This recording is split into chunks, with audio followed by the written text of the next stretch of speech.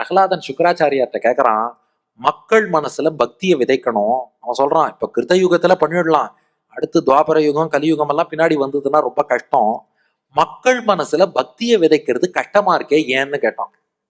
சுக்கராச்சாரியார் கேட்டார், ஏன்பா எடுத்து சொன்னா எல்லாரும் பக்தர்கள் ஆயிட மாட்டாளோ, உனக்கு அதுல என்ன கஷ்டம்னு கேட்டார் சுக்கராச்சாரியார்.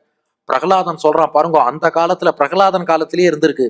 அவன் என்ன சொல்றான், நாம யாராவது ஒரு குழந்தையோ இளைஞரோ பெரியவரோ பக்தியில ஈடுபடுங்கன்னு சொன்னா சொன்னதுமே ரெடிமேடா 10 கேள்வி கேட்கறான். அவ 10 கேள்வி, எனக்கு இது சந்தேகம்னு ரெடிமேடா வச்சிருப்பார். ஒத்தொத்தர் வித்தியாசமான சந்தேகங்களா வச்சிருப்பா. அவ என்ன சொல்லுவா, எனக்கு இந்த டவுட் இருக்கு, இந்த டவுட்டுக்கு நீ பதில் சொல்லு, இந்த டவுட்டை நீ தீர்த்து வச்சுட்டா உன் வழிக்கு நான் பக்திக்கு வந்துருவேன்னு சொல்லி ஹேத்துவாத அனுகூலதா, நம்ம பக்தியில மட்டும் எது சொன்னாலும் கேள்வி கேட்கறான். ஆனா அதே சமயம் பக்திக்கு புறம்பான விஷயத்த யாருமே கேள்வியே கேட்கறது இல்லை. அதுதான் விஷயம். அதாவது நான் எல்லாத்துலயும் கேள்வி கேட்கறவன்னா பரவாயில்ல, ஸ்கூல்ல ஷூ சாக்ஸ் போட சொல்றான் இல்லையா, எந்த ஸ்கூல்லயாவது யாராவது எதுக்கே ஷூ சாக்ஸ் போட சொல்றீங்கன்னு கேட்டோமா? நம்ம நாட்டுல அதுவும் இருக்கிற வெயிலுக்கு காலெல்லாம் ஊறி ஊறி போய் அந்த வேர்வையில எல்லாருக்கும் ஃபங்கஸ் இன்ஃபெக்ஷன் வருது அந்த சாக்ஸை போட்டு. அதுலயும் எத்தனையோ பேர் சாக்ஸ் அலம்புறதும் கிடையாது, துவைக்கிறதும் கிடையாது, ஒண்ணுமே கிடையாது, அதே சாக்ஸை போட்டுன்னு போயிட்டு இருக்கா.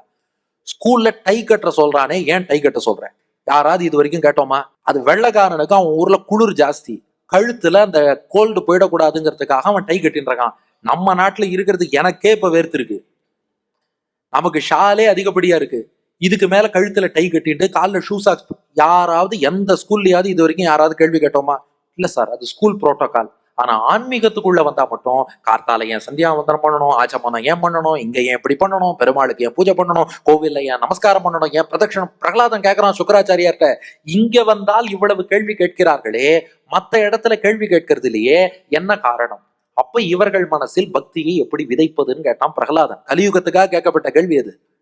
அதுக்கு சுக்கராச்சாரியார் பதில் சொல்றார், இதோ பாடுறா பிரகலாதா, முதல்ல அடிப்படையில வேதம் சொல்றது சத்தியம்னு ஒரு நம்பிக்கை இருக்கணும்.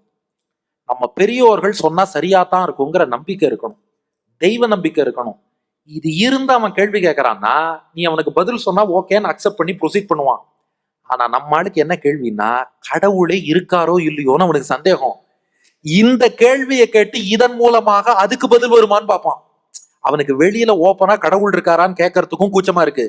அதே சமயம் என்ன பண்றான், இப்படி ஏதாவது ஒரு கேள்வி கேட்டு நல்ல ஏதாவது பதில் வரதான்னு பார்ப்போம், இதை வச்சு கடவுளை ஜட்ஜ் பண்ணலாம்னு நினைக்கிறான், இதை வச்சு வேதத்தை ஜட்ஜ் பண்ணலாம்னு நினைக்கிறான். சுக்கராச்சாரியார் சொல்றார், இனி இப்படிப்பட்டவனுக்கு பதில் சொல்லணும்னு நினைச்சேன்னா நீ முதல் கேள்விக்கு பதில் சொல்றதுக்குள்ள அவன் இன்னும் 10 கேள்வியோட வருவான்.